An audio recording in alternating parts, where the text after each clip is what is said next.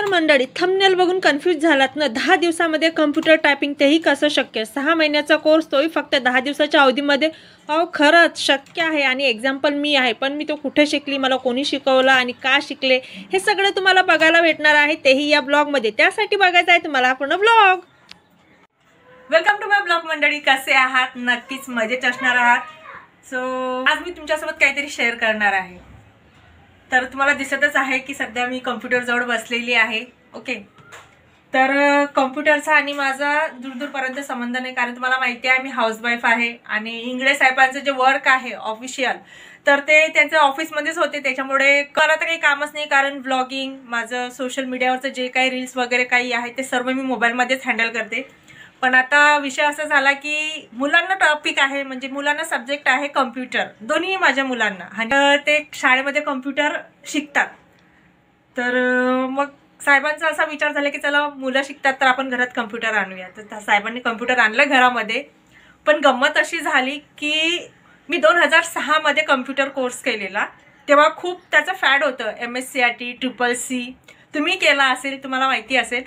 तर त्यावेळेस मी कोर्स केलेला आणि 30 टायपिंग इंग्लिश कम्प्युटर ते पण केलेली. पण आता 2024 मध्ये मी पूर्ण ब्लँक.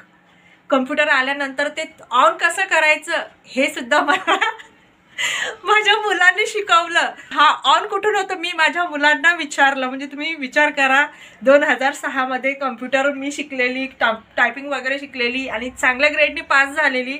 आता मला 2024 मध्ये आठवत नव्हतं की कम्प्युटर कसं सुरू करायचं. माझंच नाही तर बेसिकली खरंच सांगते, बऱ्याचशा लोकांचं असं होतं की आपण एखादी गोष्ट तडमडीने शिकतो, पण बराच काळ त्या गोष्टीपासून आपण दूर राहतो, तर त्याच्यामुळे त्या गोष्टीचा आपल्याला विसर पडतो. आणि माझ्यासोबतही तसंच झालं.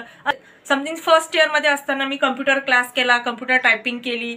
त्याच्यानंतर सेकंड इयर मी कॉलेजमध्ये न जाता बाहेरून एक्झाम दिले, जॉब केले, खूप काही केलं. ग्रॅज्युएशन होतच होतं माझं, तेव्हा मी नर्सिंग केलं, तेही टॉपमध्ये आले.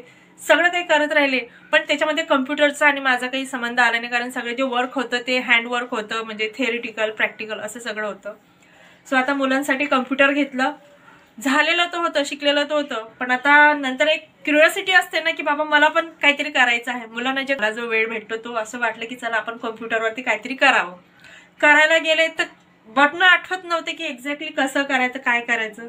मग मी विचार करत होते, परत तर आता क्लास लावणं पॉसिबल नाही, कारण ऑलरेडी आपण ग्रेड घेतलेला आहे त्याच्यामध्ये, आणि परत एवढा वेळ पण नाही की आपण त्याला द्यायचा, आणि पैसे पण जातात. म्हणजे जी गोष्ट आपण शिकलो तिला परत शिकायचं म्हटलं म्हणजे पैसाही जातो.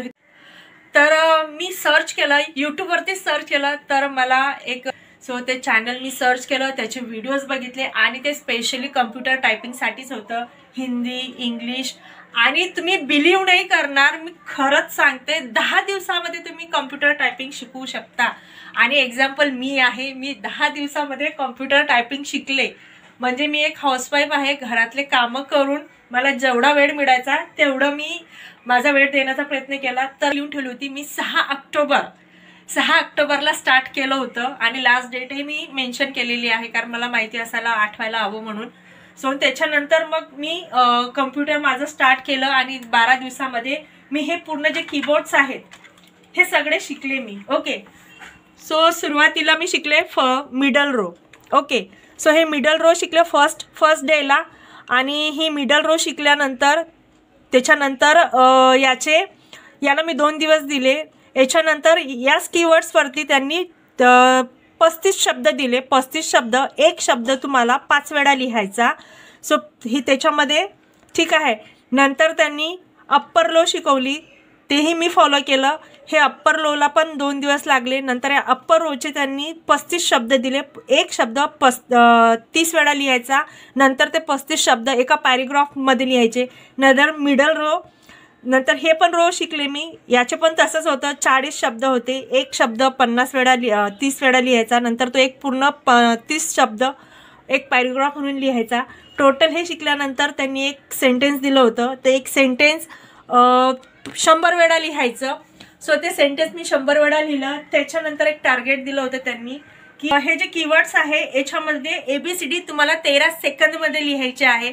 सो मी ते 12.5 सेकंदमध्ये कव्हर केली ABCD, तेही मी शिकले. त्याच्यानंतर हे वरचे कीबोर्ड्स हे सर्व, शिफ्ट, कॅप्स लॉक, टॅब हे सर्व शिकले. ओके, सो ह्या सगळ्या गोष्टीला मला 10 दिवस लागले. मी 10 दिवसामध्ये हे सर्व शिकून घेतलं. आणि थँक्यू सो मच अवी सर. मी तुमचे व्हिडिओज बघितले आणि जे तुम्ही तुमच्या व्हिडिओमध्ये ट्रिक्स सांगतात त्या मी फॉलो केल्या. जे तुम्ही छोट्या छोट्या टिप्स देतात त्याही मी फॉलो केल्या. सो त्यानुसार मी हे सगळं शिकले. आणि लास्टमध्ये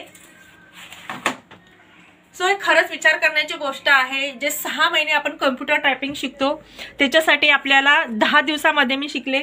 सो आता माझं चालू आहे.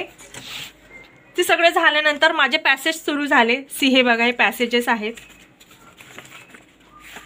हे पॅसेजेस आहेत. तो हा 50 वर्डचा क्रॅश कोर्स आहे. ऑलरेडी त्यांनी इंस्ट्रक्शन दिलेलं आहे. हे बघा, they type our paragraph latest 3 times. They are not type of wrong letters. Avoid executive mistakes. So नक्कीच बिगनर आहे तर थोडीफार मिस्टेक होते, तेही त्यांनी सांगितलं आहे. तुम्ही बिगनर आहात, सुरुवातीला तुम्हाला मिस्टेक होत असेल तर तिथंच तुम्ही ते कव्हर करा आणि पुढे जाऊन शक्यतो तुम्ही बॅक स्पेस घेऊ नका. सो मी त्यात सर्व ट्रिक्स आणि टिप्स फॉलो करत आहे. आणि हे सर्व मी त्यांच्या लिंक त्यांनी दिलेल्या आहेत. त्याच्या लिंकमधून मी हे त्यांचे झेरॉक्स काढून आणल्या सर्व. हे बघा, आता सध्या माझा 50चा सुरू आहे आणि 50चा झाल्यानंतर 60चा सुरू होणार.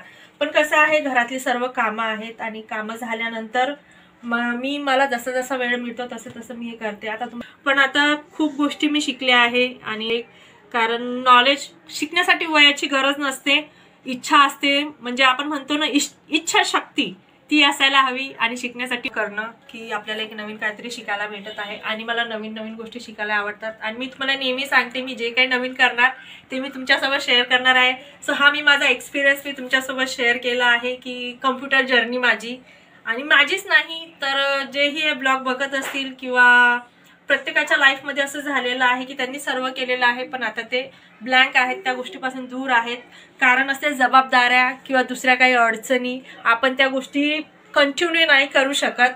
कधी कधी मनाविरुद्ध काही गोष्टी कराव्या लागतात की आपण ज्या आवडीनं करतो ते आपल्याला नंतर करायला भेटत नाही आणि आपलं त्या गोष्टीकडे लक्षही जात नाही. पण माझं असं म्हणणं आहे, तुम्ही हाऊसवाईफ असू द्या किंवा जॉब वर्कर असू द्या, काहीही असू द्या, पण प्रत्येक गोष्टीचं नॉलेज असणं सध्या गरजेचं आहे. जर मुलांसाठी कम्प्युटर घेतलं तर त्याचं नॉलेज आपल्यालाही असणं गरजेचं आहे. फक्त मुलांपर्यंत मर्यादित ठेवायला नको. असं नाही की तुम्हाला क्लास करायचंच आहे. क्लास न करता तुम्ही सोशल मीडियावरून, यूट्यूबवरून स्पेशली तुम्ही सगळ्या गोष्टी शिकू शकतात. फक्त आहे की योग्य व्यक्ती निवडायची. याला सबस्क्राईब करू दे, त्याला करू दे, त्याचं बघू दे, याचं बघू दे करून डोकं हँग होतं आणि सुचत नाही. मी स्वतः एक्सपिरियन्स केला आहे. आणि एकाच व्यक्तीला असं सबस्क्राईब करा किंवा फॉलो करा, त्याच्यामधून तुम्हाला नॉलेज भेटेल. आणि मी अवी टेक्निशियल चॅनल जे आहे मी त्याला सबस्क्राईब केलं आहे, मी त्यांना फॉलो करते. आणि आज त्यांना फॉलो केल्यामुळे मला हे बघा, हे मी आज तुमच्यासमोर मी माझी जर्नी शेअर केली आहे, माझी कम्प्युटर जर्नी. सो आपण जरा मी तुम्हाला पॅसेज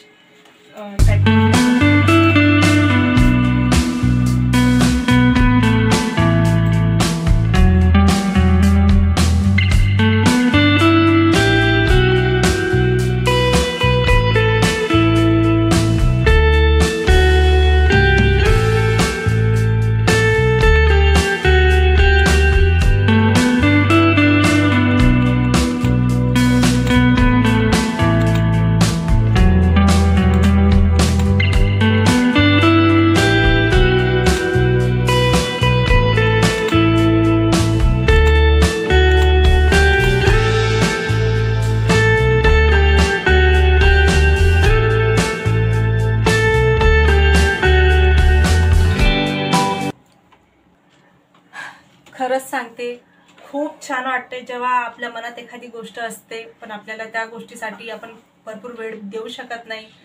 पण अचानक जर आपल्याला ते जर भेटलं तर खरंच सांगते, संधी सोडू नका. तुम्हाला जर वाटत असेल काही करायचं आहे पण तुमच्याकडे वेळ नाही तर खरंच यूट्यूबचा पुरेपूर उपयोग करा.